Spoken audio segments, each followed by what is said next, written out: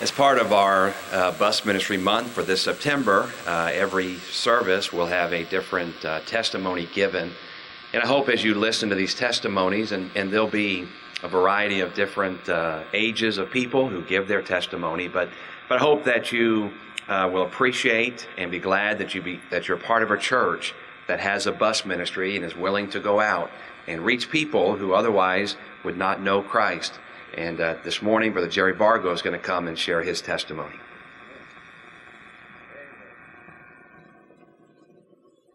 I am a bus kid. First time I came to this church was 54 years ago. It was October of 1962. The way I started coming to the church was I went to school with a friend of mine whose father was a bus driver here at this church. And they invited me to come to Sunday school, and I started riding the buses.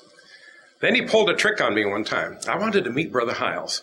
I just loved his preaching, and so one service, after the service, we went over to his office, and I thought he was just going to, let me get to introduce him. And we walked in the office, and my friend said, "Brother Hiles, this is my friend Jerry Vargo. He's been riding the buses, and he's not saved." And I looked at him, I said, "What in the world are you doing?" But I wasn't, and he knew it. And so Brother Hiles led me to Christ on November 5th, 1967, there in his office after a Sunday evening church service.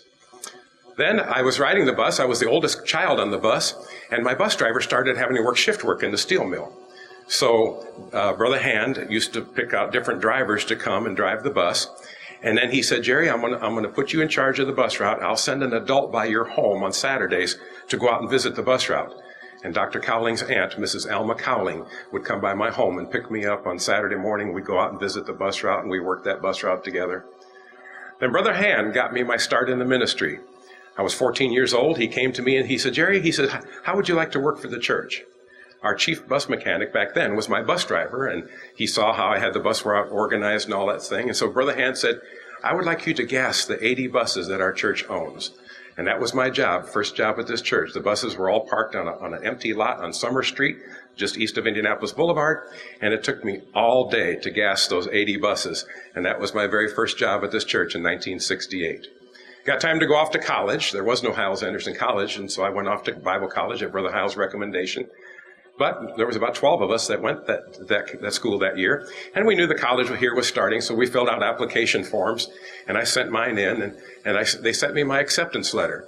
And it was a form letter. It said, "Welcome to the new college. We're excited about the college starting up." And at the bottom it says, "P.S. You have been selected to be the first student accepted at Hyles-Anderson College." And so came back to Hyles-Anderson and met my wife, of course, through the church here. And we were going to get married right after we graduated from high school, or college, rather. And so Brother Hiles called us in the office prior to that. They had just finished building the Jack Hiles Auditorium to the size that it is now. And they were getting ready to have pastor school. And Brother Hiles came to us. He says, "Hey, you guys are getting married in June." He said, "Would you mind moving your wedding up to March and get married at pastor school?" Back in the 70s, Brother Hiles would do a wedding every other year in pastor school. And so he said, "Jerry, you're a bus kid, and Gail, your father's the vice chairman of the deacon board." He said, "This would make a great wedding for pastor school." So as nervous as you are at your own wedding anyway, we were there in that building with 5,000 people on a Tuesday night of pastor school in 1975, and we got married. And then I started working at Hammond Baptist High School. I worked there for 3 years. We had 4 school buses that went around picking up children and bringing them to school. I maintained those buses and took care of the buildings there. Then in 1979, the enrollment at the college started exploding, and Brother Hiles called me and said, "Jerry, I'm going to get rid of those yellow school buses. Would you mind transferring over to the college and be a staff member and work at Hyles-Anderson College?" I said, "Hey, you're the boss, whatever you want me to do." So in 1979, I started working at Hyles-Anderson College. So that's where I met Brother Wilkerson. He came as a student in 1985. And I used to drive all the long-distance trips for the church back in those days because I worked for a charter bus company in Chicago. And my boss would give us a motor coach. I drove Hammond Baptist High School senior trip for 15 years in a row, Hammond Baptist junior high school trip. And Brother Wilkerson would always win these bus ministry contests. And a lot of those contests were that they would have a trip. We went down to Texas to visit Brother Hiles' first church and where he was born and places like that. So I got to know Brother Wilkerson. I was a staff member and he was a student. Then in 1990, God led me to move to Louisiana. And at the time, I struggled with that thing. I thought, "Lord, why are you want me to leave this church? I love this church. I had been in the church almost 30 years at that point. I'd worked for the church for 22 years. My mother was a widow. My mother-in-law was a widow. And I said, why? And at that time, I didn't understand it, but I knew that's what God wanted me to do. So in 1990, I moved to Louisiana. The same month, Brother Wilkerson moved to Long Beach, California to teach in the Christian school. 3 years later, needed a school administrator in Louisiana, and Brother Wilkerson moved from Long Beach over to Louisiana, and through a series of circumstances, we ended up working in the same church together. We both taught adult Sunday school classes. Our rooms were right next door to each other. We would go soul winning together on Monday nights. Then he got called back to Long Beach, California to be the pastor. And he said, you're going with me. And I said, no, John, I don't want to go to California. It's too expensive to live there. But anyway, he would call me on the phone so finally my wife and I said, let's go. So we sold our house in Louisiana, and I was privileged to be his assistant pastor in Long Beach, California for 12 years. Then 4 years ago, my wife died with breast cancer. Brother Wilkerson came to our home that morning. I had called all of my adult children into the home, told them that, it was getting close to the time. Brother Wilkerson just happened to come by that morning, and he walked in the room, and my wife had been totally unresponsive that morning. And Brother Wilkerson started singing to her because he knew Gail loved music. She used to sing solos in this church, had a beautiful voice. And while he was singing, she started tapping her foot. And after he sang 4 hymns to her, she breathed her last breath and went on to heaven.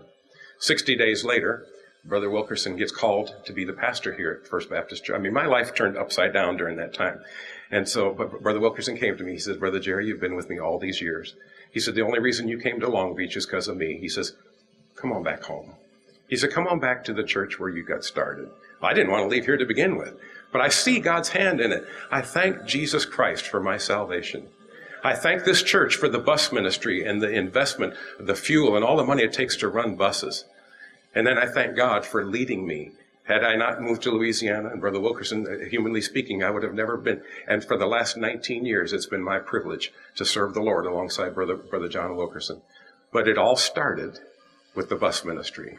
For a church people who have a heart to reach out to kids, and they're not going to pay the way for the bus ministry. We all know that. The bus ministry, it doesn't even come anywhere near financially to breaking even. But the investments in people's lives go on.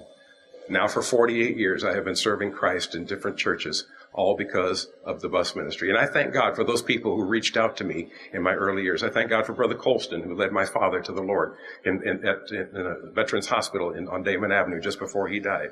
Brother Vineyard, who was our bus director, led my mother to the Lord. Maxine Jeffries bought me my very first Bible as a bus kid. She would see me sitting in church struggling to find the scriptures. And Brother Colston back then used to read the scriptures, and he'd say, now, if you have a Schofield Bible, turn to page such and such. Well, I didn't have a Schofield Bible. She went and bought me I was a bus kid. She went and bought me a leather Schofield Bible so I wouldn't be embarrassed not being able to find the scripture reading in church. And I thank God for the people who have invested in me in this church. And thank you for continuing this legacy of supporting the bus ministry.